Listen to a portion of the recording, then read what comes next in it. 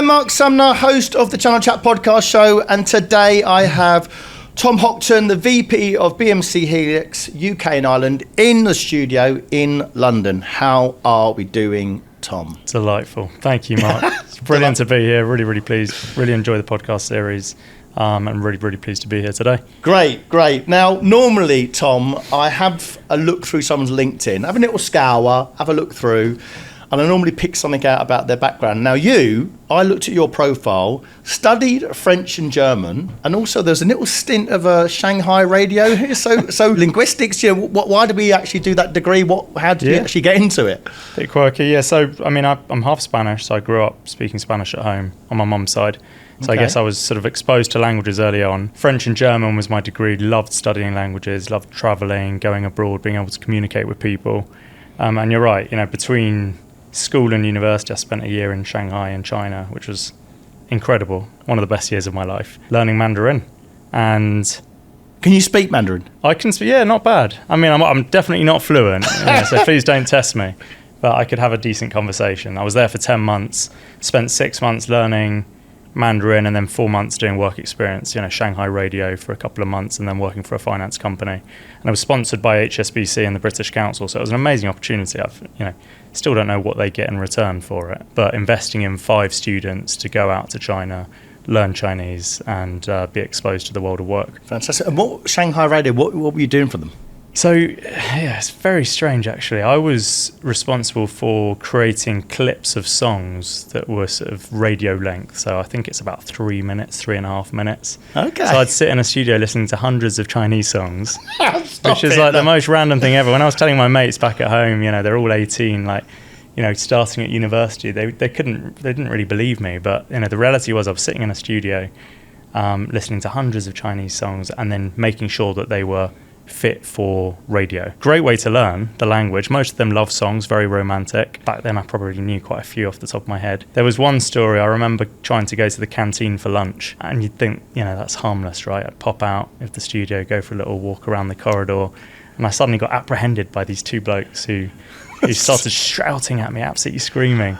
And I was like, my Chinese was good, but not that great. I was like, what the hell's going on? They basically marched me into a room, sat me down, and I just waited there for like half an hour.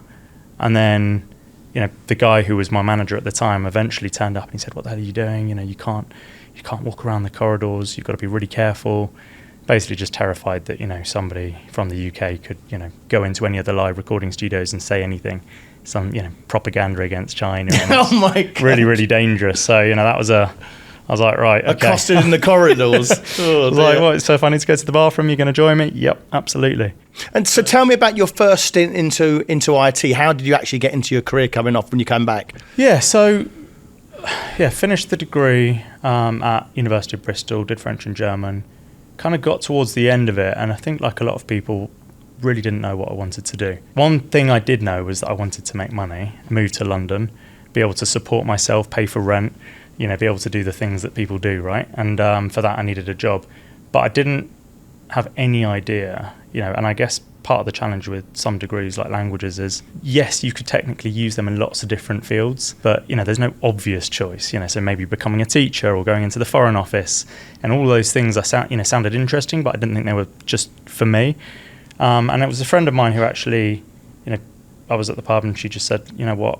I've just started working for a startup, making good money. I've been there for a month. She was only planning on doing it, for a couple of months over summer before she started at a law firm. And she said, they need a sales rep. Why don't you come along and see what it's all about? And that was the not the foray into IT, but into the world of sales. And I was supposed to be there for maybe a month or 2 and then think about, some grad scheme that I wanted to go on. And I ended up absolutely loving it. It was, without getting into too much detail of what they did, it was kind of bringing together financial institutions with high net worth individuals set up by a lawyer. She set up a tech platform. Quite often in those first jobs in sales, you're responsible for, let's say, inside sales. You find a lead, you pass it on, and someone else then manages the end-to-end sales process. I think what my manager did then, which was really good, the head of sales, was, I would be responsible for finding all of the meetings, generating activity, but then he would always bring me along and I'd shadow every single meeting. So I'd be in front of, really, really senior people from a very, very early stage, listening, shadowing, how to run a pitch, how to objection handle. I remember towards the end of my stint there, it was about a year and a half in, I was pitching to a hedge fund or an investment bank, I can't quite remember. And my boss messaged me about an hour before and said, "I'm really sorry, I'm not going to be able to join you. You're going to have to run the meeting by yourself." And I was like, "Oh my God, you're running the meeting yourself on your own?" Myself. I was like, really young. I didn't actually run the meeting myself before. There were 3 partners that I was up against at this, massive investment bank, world-renowned. And I got in there, and I'm supposed to be a 45-minute meeting. And I remember one of the partners walked in like 5 minutes late. I don't know if that was part of it. And he's on his feet, and he looks at me and he goes, "Right, you got 2 minutes. This is the insert, company name way of doing things. Go." And I'm like sitting there, and I've got 2 minutes to pitch to this guy and to this table of partners. And I got to the end of the pitch. I was absolutely bricking it. And I said, what do you think? I just paused. There was like silence, deathly silence for like 30 seconds. And then the guy went, "Tom, I would never invest, the way I look at any partnership or, getting into business with any, supplier is, would I invest my own money? And I wouldn't invest a penny in this business." He said that to you? Yeah, and I was like, okay. And I said, "And how did I do?" And he goes, "But you did a great job. I was really convinced in terms of, the way you handled yourself. I put you on the spot there, giving you 2 minutes, you didn't crumble." Yeah. And he said, "My advice to you is, go out there. There's some really exciting, technologies out there. If you enjoy, selling, and it looks like you do, my advice to you is to go out and find something that's exciting." And that was kind of the launch pin for me to think, and no disrespect, by the way, to that company. They were brilliant. And but for somebody just entering the world of sales and IT, a startup isn't necessarily the best environment because you're wearing multiple hats and you can't learn from lots of different people. So for me, the key, that point in my career, it was right. I want to work for a more established, bigger organization, and that was kind of my next stint was a company called Meltwater. Focused on selling into PR, marketing, comms people, SaaS, technology. And I can touch, more on that.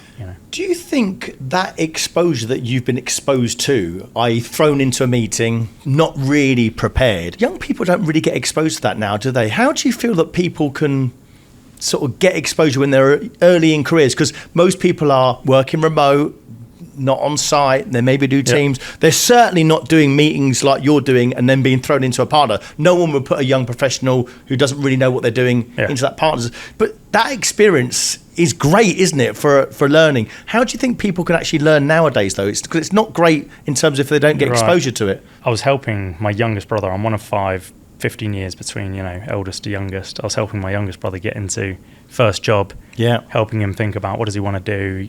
I was obviously selling him on how amazing sales is, and he was like, "Yeah, this is what I want to do." And then I was amazed when I was looking through the job specs of what's required, from these people, the experience you have to have. And I'm like, well, I never would have had a chance, right? If that was the experience to get an entry-level sales job, it's like you need 2-3 years of sales experience. It's like, well, how am I going to get 2-3 years of sales experience if I've never done a sales job? So it's like a catch-22. So I think, first of all, that's something I'm acutely aware of is I had that opportunity early on, so I have to make sure that I give people that same opportunity at BMC Helix. So one of the things that I encourage the sales leadership team to do and the account managers to do is when they're working with their inside sales teams, so people who are potentially fresh out of university doing a first job, who are part of that remit is all around generating warm leads, doing that discovery phase of the sales process. Yeah. Making sure that they actually come and attend that new business meeting. They've managed to get a hit, right? You applaud them, you celebrate it, but don't just then pass it on to the account manager to run the meeting, because how are they ever going to learn? So one of the fundamental things that we did many years ago is to make sure that those people are sitting in on some of those key meetings and that they have something to say. They don't just sit there, right? That they introduce the meeting. They're the ones who found it, who are responsible for securing it. So let them be the first person to open that up. And then, of course, perhaps somebody with a little bit more experience runs a certain part of the process and the meeting. But that generates celebration of, something that somebody's done well, but also creates this, culture of development and learning so that they can, feel like there's a next step. Because otherwise, if you're never empowering these people to actually run those meetings if they don't have visibility of it. What are they going to do? They're going to move on to a different organisation. How many times do you see it though, Tom? Yeah, you get the meeting, shut up now, let someone experienced go and do it. You've done your bit and you can't get exposure to it. And I see that all the time. Also, what I find incredulous with it is they're asking the most inexperienced person to do the hardest bit of the job, is get the meeting and actually get the credibility. And I'm thinking, actually, they've only just joined the company last month. They don't even know what the actual organisation is or what the solution is. But that discovery stage is so important. I mean, as you say, it's the most important part of the sales process, and we make sure that we remind teams that is the case. And there's a huge amount of investment that we put into enablement, making sure that people are really confident in managing good, well-led discovery questions, to get to the M, the I, and the C, and the medic, right? Metrics, identified pain, a potential champion, and do a lot of role play. So, one of the things that we encourage is going back to basics on, call me up, right? If somebody sends an email to the head of IT, I get them to call me any time of the day and pretend, I'll pretend to be the head of IT, right? And this sounds like basic things, but it is tough, particularly in a world of remote working where you're less exposed to those face-to-face meetings, which is when you pick up so many habits. You see your manager saying something, the way they crafted something, the way they said something, their body language. You pick up on all these little things. So you have to find a way to bring that in a world of remote working as well. Talking to remote working, 5 years ago, people were remote working. You were an enterprise salesperson. Yep. 5 years later, you're running the UK and Ireland. How's that happened? How did you get promoted 5 times or into the running the UK? How's it happened? A lot of it is good fortune, so working with fantastic people, it's a meritocracy, being given opportunities. The reason I joined BMC, now BMC Helix, at least on my side of the fence, and we can talk about that, is I'd heard that it was a fantastic place for, enterprise sales, right? It's like the Premier League of enterprise selling, in the world of IT software.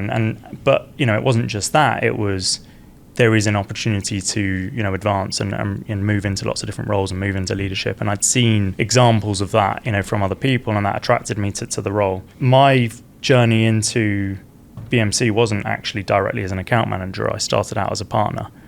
So one of the first things the VP of sales told me at BMC at the time was, look, we really like you. You've got a lot of the attributes we're looking for, but you don't have the experience and the track record. So you look like you're coachable, you seem, switched on, culturally you look like you fit in, but you've not been working on big complex deals, right? And it was true, I wasn't ready. And had I been put straight into BMC back then, I don't think I'd be here today, because I would have failed as an account manager. So it was a really good lesson. You believe that? You'd have failed? I do believe, you never know, right? I mean, I think I've got the work ethic to have tried. But, it was a ruthless, it's, and I was up against, people who had been doing, enterprise sales for 15, 20 years, their whole lives. And that's not necessarily, a good thing. And I've, come on to, learn that, experience isn't everything. But I guess going back to your question, which reminded me of what the question was before I babble on. I think it'll be, the listeners will be interested, how have I gone through different roles? How have you got those, how have you, hard work, of course, but getting promoted, 5 years ago in COVID, you're an enterprise salesperson, and now you're leading the organisation. Yeah, so I think, 8 years ago, which was when I first interviewed, and I was told, not quite ready, there was a partner of BMC's called Fusion at the time, and it was a fundamental year for the channel at BMC, because they designed this whole program of work where they were going to double down and really massively invest in the channel. They realised that in order to achieve the growth objectives that they had and to scale, the only way to do that was to move away from a direct model to an indirect model. And so they started to fund and put skin in the game in attracting talent into the channel and being responsible for their nurturing those people as well. So, for example, BMC would have been responsible for paying my salary, bringing me into an organisation like Fusion, who are a big implementation partner for BMC. A lot of experience in delivering professional services, managed services, hugely, knowledgeable in the solutions and trying to achieve outcomes for customers, but less of a muscle in terms of, pure license sales as well, and reselling licenses and applying margin to that. And so it was a win-win for the channel, because obviously they're able to, have somebody that's predominantly focused on license sales, and with that will of course attach professional services if you're successful, and that's where you make significant margin. So that, I spent 2 years basically at Fusion trying to work with what I think is probably fair to say was less of a friendly attitude to the channel back then. It's changed, significantly over the years, I'm proud to say. But I think, it was tough back then. I remember you don't get given a patch, right? As an account manager, working for the vendor, you might be told, right, this is your patch. You've got 15 accounts to go after. Some of those are existing customers, some of those are, opportunities to sell net new. As a partner, I was given nothing, existing, because I'm an untrusted, unproven entity. So it was very much a case of, right, how do I quickly make sure that I learn, right, this whole sales methodology around Medic, first and foremost? How do I upskill myself on selling into IT? Because I'd never done that before. I've been selling into marketing and PR people, very different, very much less technical than trying to sell to a CIO or a CISO. First 6 months is try to understand this industry, read up as much as you can, listen, shadow as many meetings as you can, cozy up with the BMC lot and get them seeing me as somebody that, could hold my own if they were to give me some accounts to manage. And that's what I did. And the opportunity I saw back then, I'd realized that one of the verticals that BMC had very little experience in back then was in healthcare. So massive experience with, the usual suspects in banking and telcos and retailers, organizations that you would expect to have, big complex organizations that require mature, service management. And the NHS was, there was a public sector lead at the time in the UK. She was managing some of the big government companies like Department for Work and Pensions and others. And she said to me, well, why don't you have a stab at the NHS? And I was like, oh, great, no references. Are they going to be able to afford, a market leading enterprise grade solution? Because most of them were investing in sort of lower end mid-market platforms, maybe spending 10, 20K a year versus, what, you might be expected to pay, for something more complex. But I really, made it my mission, to understand the world of healthcare, understand what challenges they were trying to solve in hospitals.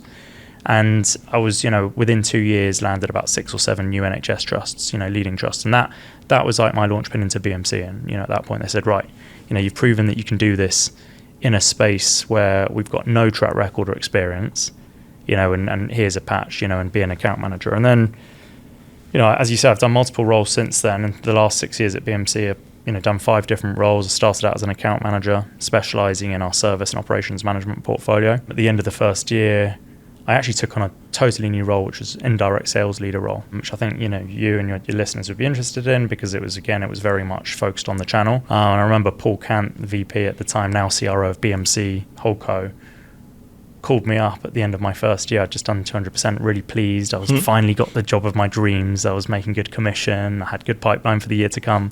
And he said, right, what do you want to do next year? I said, Carry on. What are you doing? Why on earth would I do anything job. different? He said, I've got different ideas for you. I think, we're launching in this program.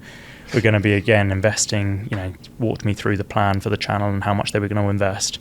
And he said, and I need leaders who have understood, been successful in the sales process, to go and work with these partners to help them to attract talent, onboard them, help them to qualify opportunities, forecast, a lot of the things that we were, developing in people at BMC, but do that with the channel. And so I said, you know what, this seems like the right time to do this. Did it, loved it, spent a year attracting new partners into the mix, and then indirectly managing them to an effect, right? Because at the end of the day, you aren't managing them. They have their own employer, which is the partner. But they had to trust in me, right? And because I came from that background, I think there was an element of trust, which is you understand us as a partner, right? Our business model is different to yours. How we make money is different to you, right? Our business model is around margin. It's not about, just selling licenses. It's about the margin we make. And so I had to try and work with them to get them to a point where, they were running the opportunities end to end themselves. And then, once that kind of, baby was developed, kind of let them to, off to go and do their own thing. And at the end of the year, I felt comfortable enough to sort of stand back and go, right, let's go back. At that point, I was given the opportunity to manage direct sales teams at BMC. So I did that for a couple of years as a regional sales manager. And then, spent a year as the area director for the UK and Ireland for BMC when it was, BMC Whole. And then as of April this year, when we split into 2 organizations, I took on the role of area vice president. And joining the company has been the best decision of my life. It's been fantastic, and I've absolutely loved it. Most people wouldn't want to change jobs, 200% a target and a strong pipeline. That would not be one happening, but it's what it works out. So, you have to take these opportunities when they come up to you, don't you? Yeah, and look, I think Paul's advice at the time was, sometimes you've got to take these opportunities when they come. And they might not come at the time that you want them to come, right? And it might, I was, totally off piece, but, we're looking at a house now and love where we live, but the opportunity has come up to live somewhere where there's better access to schools, and we're thinking, okay, 5 years ahead, do I want to move right now? No, not really. But do I know that it's going to be a better decision in the long term? Yes. And it was kind of like that. I thought, you know what, this is a really important program for the company. It's got a lot of exposure. We've not managed to do it before, right? So for me, it's exciting. It's like we've not managed to transform the channel in the 40 years that we've existed, or 35 years back then. So if I have the opportunity to do and start something, and that explodes and turns into something, then you make a name for yourself. Yeah, absolutely. And that's what I try and encourage in the team is don't always think the next natural step is take on an RSM role, or there are other things that you could do that might be more relevant or exciting. Absolutely. Let's talk channel, because I didn't initially think BMC Helix was even a channel-led business. I wouldn't have thought any revenue was going through as a channel. So how much are you working with partners? How much are you doing through the channel? Because it's still quite a lot of direct, surely, isn't it? No, it's interesting you say that, because I come up against that more often than I would like to admit. Often when we're running events or trade shows and we're speaking to customers and new entities, or even pitching to new partners, their reaction is the same. I didn't know you did much. You're a direct business. But it is absolutely not the case. So in the UK alone last year, about 76% of our revenue was done through the channel. Really? 100%. Yeah. 100%. You did 100%. 100%. 75% of your revenue is through channel. Yeah. I don't think any listener out there would believe that. If someone had said to me, I thought I'd have a good guess, I'd have said, if you'd asked me 15%? Yeah, and if you'd asked me that question 6-7 years ago, that would have been much closer to the truth. But, we've really, really focused on that. As I said, there's been these programs of work to invest in, hiring top talent into the channel. And, we've realized that you're never going to scale a business and grow, right, at the levels that private equity owners like, KKR expect of us, right? And what are you going to do? Are you going to multiply your workforce and, employ a load more people? Or are you going to focus on channel? And one makes much more sense than the other. I know that's not, the case in, with all of our competitors, right? But for us, it's been really important to invest in the channel. And there's lots of different, when we say 75% through the channel, that could be through hyperscalers. So there's a lot more we're doing with the likes of AWS, GCP. Obviously, you've got your very boutique partners who are absolute experts, like Fusion, for example, who really understand the customer inside out, and they can resell and attach professional services, and they do and do a fantastic job, as well as many other boutique partners that we have in the UK. And then you've got your global outsourcers as well, right? So we do a huge amount through GoSees, the TCSs of the world. We're doing a lot now with the big four, the consultancies, so the Deloittes, the PwCs, the Accentures. But that wasn't always the case, and I think we've realised that we've matured, we've learnt from some of our past mistakes. Perhaps we got a little bit complacent, you could even say arrogant, 10-15 years ago, where we did dominate in terms of market share. Obviously that changed, right? Naming no names, but there were some fantastic new players into the that came into the mix, and we had to learn from that. What is your channel strategy now? How would you go to market? Now, that there's multiple facets. I just touched on the different types of channels that we, partners that we have. We've also got distribution models in certain regions, whereby, it's literally a pure distribution model.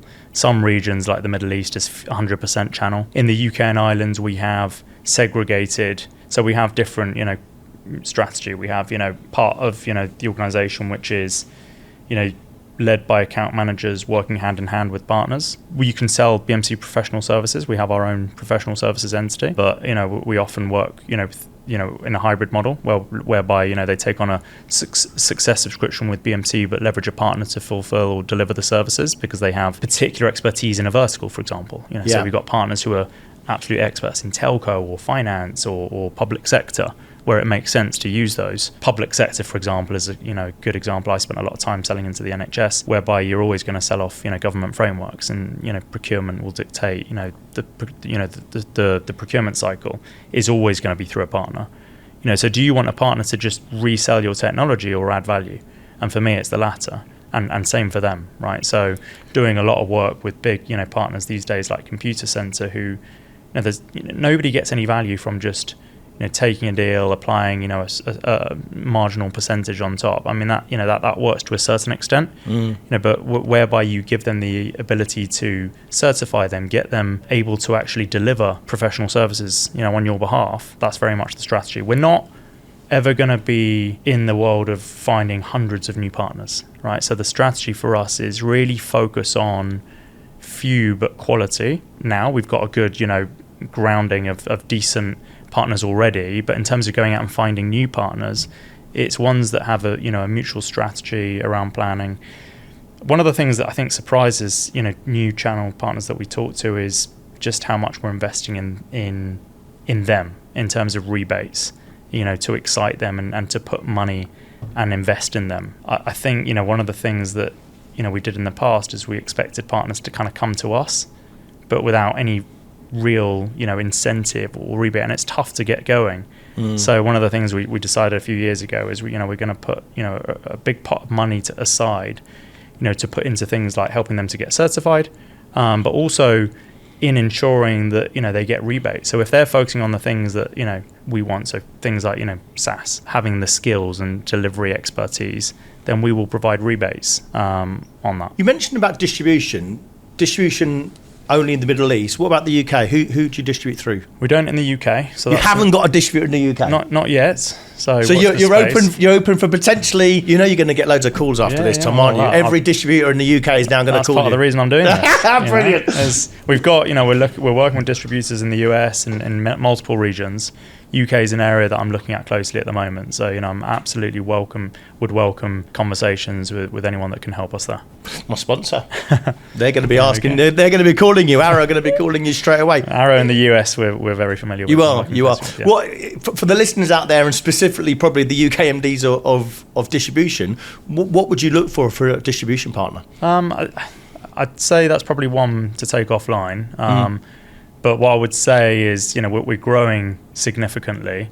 We're looking for people that, have expertise, that understand our market, that understand the UK and I, right? Which is, different to the US and other markets, right? So bringing expertise with the types of customers that we engage with, that, is at the higher end, so complex organizations that have over 10, 15,000 employees is kind of our sweet spot, complex infrastructure. A lot of them will have old legacy, kit, as well as a lot of the new modern stuff in cloud. So organizations that have experience in that sort of space and that are attracted by an organization that is growing really fast. In the UK, our team grew 70% year on year last year. So if you compare that to some of these rockets that, you hear about, that, people get excited about 10, 20% growth, 30% growth. The UK is growing, phenomenally. And we can touch on some of the areas where we're seeing some of that growth come from. That's impressive. It's impressive, Tom. What would you say is working in 2025 in terms of getting new spending customers, new acquisition? What's working for you? What's working for us is winning new customers in this space is not easy. It's it's sticky. It's the reason why I wanted to break into this space was because you are directly impacting the corporate objectives that an organization has. So, you take a major bank, they might be trying to reduce risk, reduce cost, increase revenue. If you can attach to those things in a meaningful way, you're going to create a lot of stickiness. And with that, typically means that you're going to, secure a customer for a long time. Unless you do a terrible job, right, obviously. But in the most case, right, if you do a good job, you're going to hold on to that customer for many, many years. And so that becomes, ingrained, in the way of, the way they work. What we do is, core IT service management for non-IT functions like HR, finance, facilities, estates. Every employee of an organization touches our software, if they're trying to self-serve and, raise a ticket, for example, in its basic, simple use case. And so once that's ingrained, it requires somebody that really wants to take on change, a change agent who's willing to take on risk to rip and replace that. So, what do you have to do? Well, you have to stand out from the crowd, and the areas that we've sort of doubled down on, largely around AI, and I can touch on that now or later. Like a lot of organizations, how do you leverage AI to really make efficiencies more, to make things more efficient and reduce cost at the same time, but also bringing together the worlds of service management and operations management. So when we started out, a lot of your listeners will, when you think BMC, they'll think Remedy. Yeah. Right. Or when they think, BMC's operations stack, they'll think TrueSight portfolio. And, many years ago, that was the case. That was the technology. But things have moved on, So we took the decision many years ago to re-architect and move to containers, modern technology into a single, what is called the Helix platform. So this isn't just branding and new marketing, it's single, very modern technology that is containerized and bringing the best of service management and operations management. So, think service management, your typical ITIL processes like incident management, problem, change, reporting, what have you. And on the operations side, it's your monitoring, so monitoring events, monitoring incidents. But those two worlds haven't been talking together for many, many years. And they continue to not talk together in many organizations. I'm surprised how many times I come to an organization, I say, does your service management team talk to your operations management team? No, not really. No, so absolutely not. They don't talk. and part of the problem is, vendors like us many years ago have those technologies sitting on separate platforms. Yeah. So, we brought the two together, and for us, that's been a major differentiator. Service ops, we've coined it, and, Gartner has jumped on the bandwagon and is now using that service ops terminology to bring together those two worlds. So for us, that's a major area where we're able to win new business. I was going to say that when you're competing against the likes of whether it's sort of SolarWinds or ServiceNow or Avanti or maybe the smaller players, I had the CEO of Halo on, Paul Hamilton, last week, maybe more nimble customers like that. When you're competing against them, how do you stand out against them and win against those sort of types of organizations? The first thing is to know who your customer base is and who your target customer base. For us, as I said, we're typically dealing with organizations that are very large in terms of their estate. So they might have a very complex estate made up of multiple thousands of servers. They might have offices globally all over the world, tens of thousands of employees. That's typically the type of organization that we're working with. So some of our competition will play in that space. Others will be looking more at slightly smaller organizations. Perhaps less complex workflow, where they don't need an all singing, all dancing enterprise service management platform. It just doesn't make sense. There will be NHS trusts, for example, some of the biggest ones, absolutely, right, can make the case for, working with a BMC Helix. But there will be some that have, 500 staff where that just doesn't make sense. Yeah. So you need to know who your audience is. The strategy for how we compete in the world of service management versus operations is slightly different. The competition is very different. So if AI ops is an area that a lot of people are talking about right now. How do you bring AI to operations? And our strategy there isn't necessarily a rip and replace, right? So we have a lot of native capabilities around being able to monitor, but we understand that a lot of the customers we work with have already invested in multiple monitoring solutions and vendors. So I've spoken to a customer last week who has 45 different monitoring vendors. And some of those might be right for replacement because it doesn't make sense, but a lot of them are doing a fantastic job. They've invested a lot of money into integrating them into the ecosystem. They're bringing a lot of value for the organization. Does it make sense for us to come in and try and compete and rip all of that out? No. So the strategy around AI ops is more around ingesting that. We're already working with a lot of organizations on the IT service management side. If we can now ingest those feeds from the likes of SolarWinds or Splunk or AppDynamics or Dynatrace, but be able to make much more sense of that information, because the foundation is capabilities like discovery that we have that will go out and discover your services on-prem and the cloud and the dependencies between those, but give it business context. Because quite often, what we find is organizations, they might have an idea of what they have out there, but they don't know which business services those applications are supporting. So, for example, there is an outage, right? What's the cause of that outage? Well, we don't really know. Or maybe it was because somebody, rebooted something. Right, they turned a server off and they didn't know what it was supporting. If you can give organizations visibility of the key business services that these things are supporting, next time somebody goes to make a change to something, they know, okay, that's going to impact our website.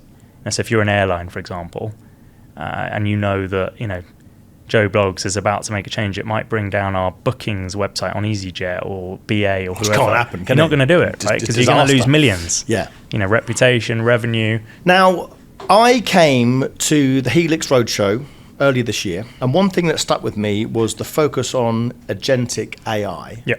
For the listeners out there and at the time, to be honest with you, Tom, I didn't have a clue what that meant. What is agentic AI and how can it help customers? Agentic AI is the buzzword right now, right? It wasn't the buzzword when I heard it. I never knew what it was. Well, everyone's talking about it in our space, right? And AI has been around for a long time, well before I was born. I think, the early stages of development were in the 40s. It was, I think, officially born in the 50s, and it's gone through lots of different iterations and brought varying levels of value to enterprises and organizations. In the last few years, generative AI has been a real step change in being able to analyze vast sums of data, right? In a way that has been able to do things much more quickly than people could possibly do them. And then, the next iteration is agentic AI, which doesn't, it's leveraging large language models to be able to consume vast amounts of data, but also reason with that data and then take action.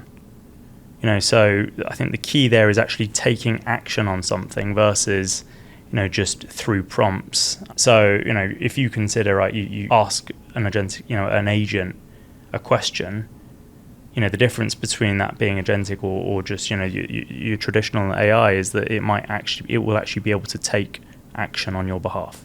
It will actually do something. It will solve your problem. In its simplest form, that's what it does. It does something, right? So see it as a little helper, right, in your organization that you can, that can go out and take action on your behalf. And, agentic AI for us, is something that we saw coming and we've, invested in heavily. And I think we got out the gates early. Our strategy isn't about building hundreds and hundreds of agents.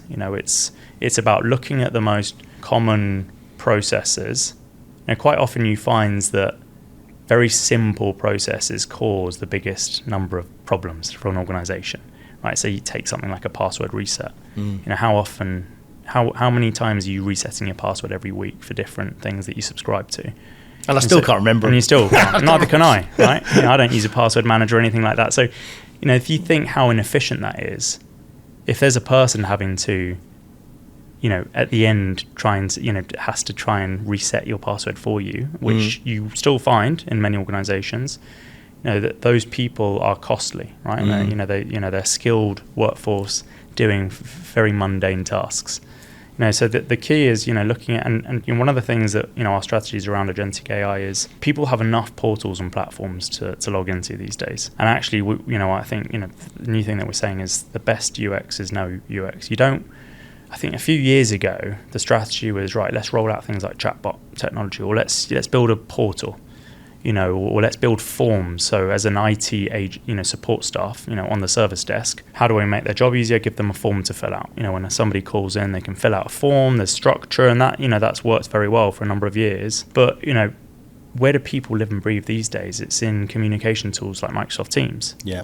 So I I live and breathe, my whole life, working life is in Teams these days. And it's the same for, your IT support stuff. So if we can now make, that the portal that people go to, and if we take an example, we have an agent called OpsSwarmer, for example, where, as an IT agent, I can go and raise it and, look at an incident in Microsoft Teams. I can say, hey, or as an end user, I might just go into Microsoft Teams and say, what's the status of that ticket that I submitted?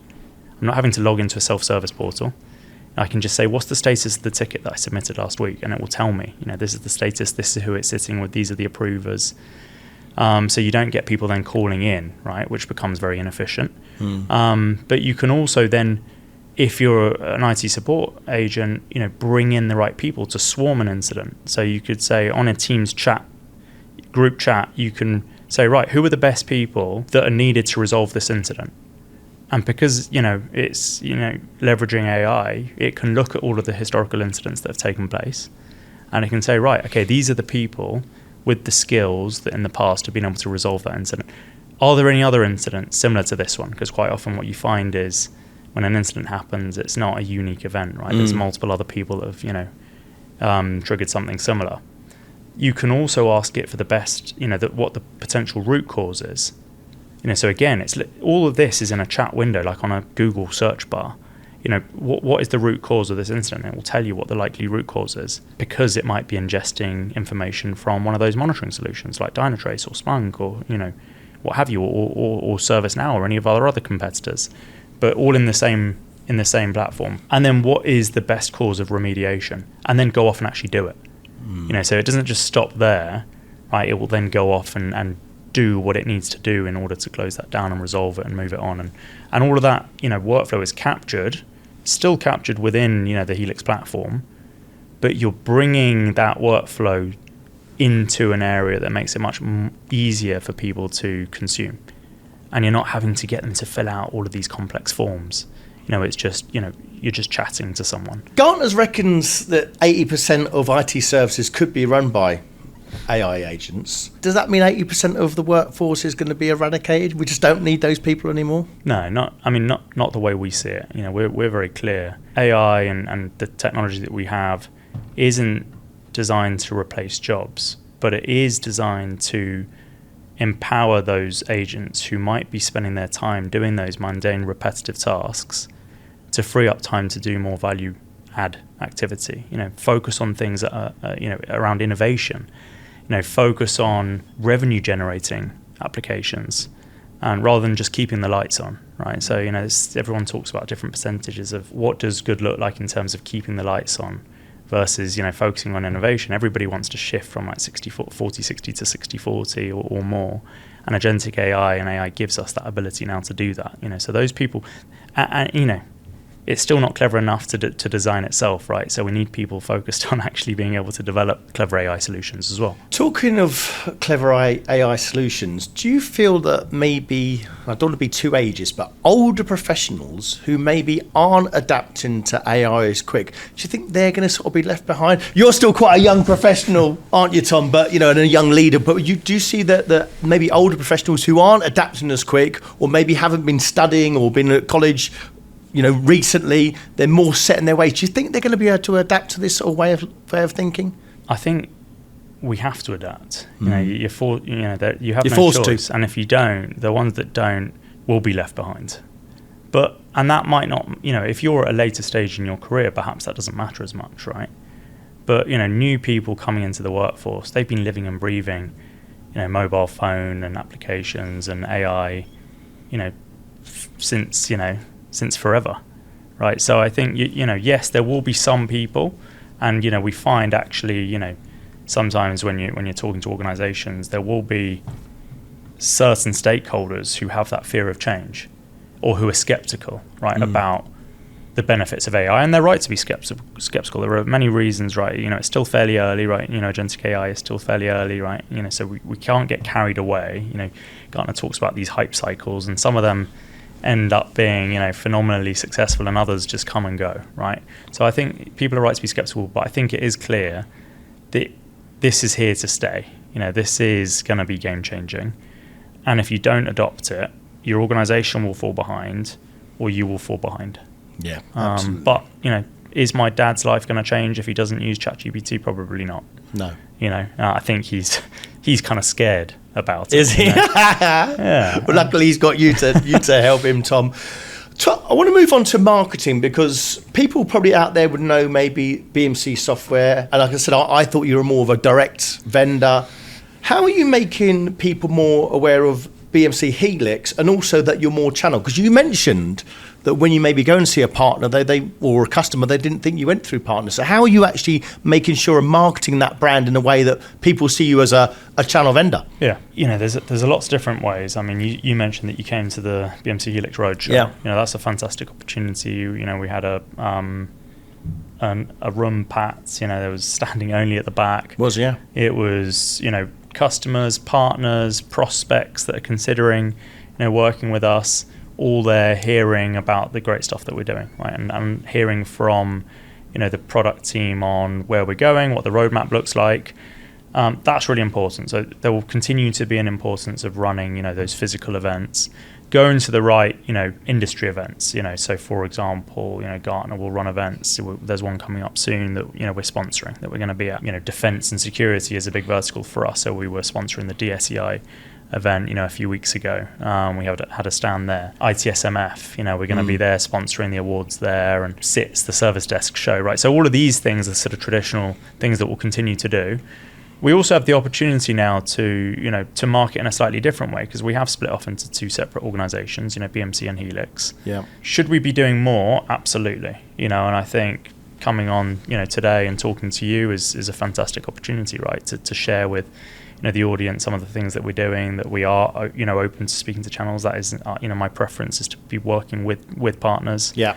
So just having those conversations as often as possible, and also investing, significantly in being more visible on, social platforms. So I'm encouraging the team to social sell, right? And not just, repost something, tedious, but really share with an audience something of value. So if we've done a fantastic job for a customer and we've got a brilliant story to tell, and they've, said yes to being a public reference, and we've got, many of those across lots of verticals. Yeah. Get it out there, share it with people, because I went to a dinner, I think sponsored by the FT, a few months ago, and there was a room of 15 CIOs, and I asked how many of them were familiar with BMC Helix, and I think 4 or 5 hands went up. I was expecting more than that. And then I asked how many people are familiar with Remedy, and pretty much everyone's hand went up. And part of the challenge, when you've got heritage, I like to call it heritage and not legacy, right? And you've been around for 45 years, that sometimes is your biggest competitor, is that people have, this view of you at a point in time when maybe they were frustrated with that technology 15, 20 years ago. When they used it, it was heavily customized. Yeah. But, and yes, you mentioned, new players in this space like Halo and others, but Helix is new technology, right? It's a new platform, totally re-architected. It is not just a rebrand and, Remedy changes to Helix. Yeah. And, I would encourage anyone that, is skeptical or that doesn't know much to just, reach out so that we can have that conversation.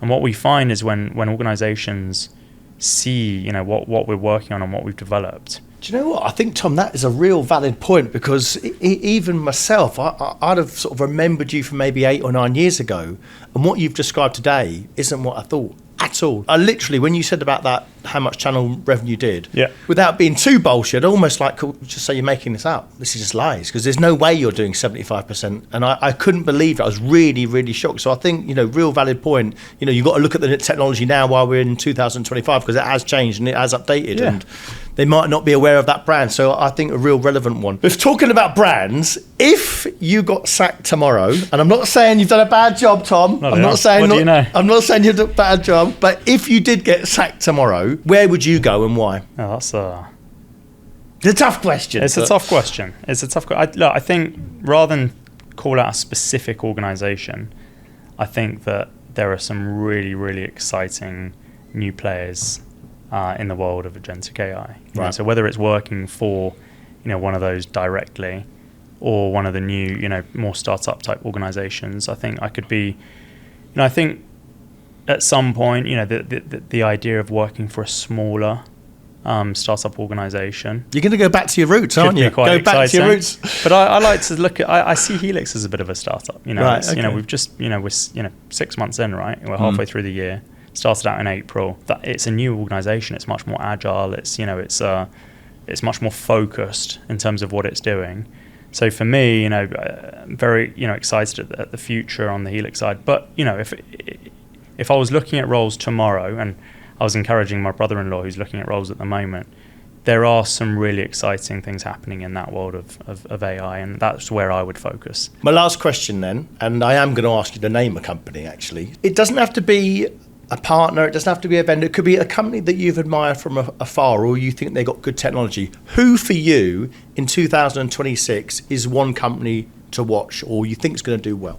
And not BMC Helix. You can't just sit on the fence and do that. I'm thinking of some of the partners that we have. You know, there is, of course, lots of customers doing really exciting things. All right, maybe a partner then. What one partner do you think, Mark, I think they'll do quite well next year? Computer Center is a company that, you know, obviously everyone is very familiar with. Yep. But that we're seeing really, really exciting progress with. You know, so I think their strategy, they've been very open-minded. I think, you know, a few years ago, we had no relationship with them. And in the last 12 months, you know, we've totally turned it around. We're working jointly at the hip. You know, we've got, you know, they're building a center of excellence, you know, to understand our technology. You know, they're open-minded in terms of not just placing all of their eggs in one basket. You know, I think the reality is, you know, ServiceNow, I don't want to talk too much about the competition. They've done an amazing job, you know, and hats off to them. They dominate market share, and they've got a huge number of partners. But, you know, if you think now, you know, the tide is turning. For a partner, you want to differentiate yourself and your proposition. And actually, you know, competing for work is really tough if, you know, there's hundreds of partners all going after, you know, the same project. So there is a real opportunity for organizations like Computer Center to differentiate themselves by making sure that they're not placing all of their eggs in one basket and working with the likes of Helix and others, right? There are plenty of others. You talked about Halo. I'm really inspired by what they're doing. I think they're doing a fantastic job, and I've really enjoyed, you know, your conversation last week. But be open-minded. I guess my advice, you know, to some of these partners is don't assume, right, that it's all on, you know, one or only one player out there. Yeah. You know, there are some really interesting organizations, ourselves being one of them. So yeah, I mean, look, if I had some more time to think about it, I'm sure I could tell you. Well, Mike Norris will be pleased that you've said Computer Center, that's for sure. So that's when I send him that clip, he'll love this. That they are the one to watch, because I think they probably will do well. But Tom, you've been a great guest. Thanks so much for your time. Thank you very much. Cheers.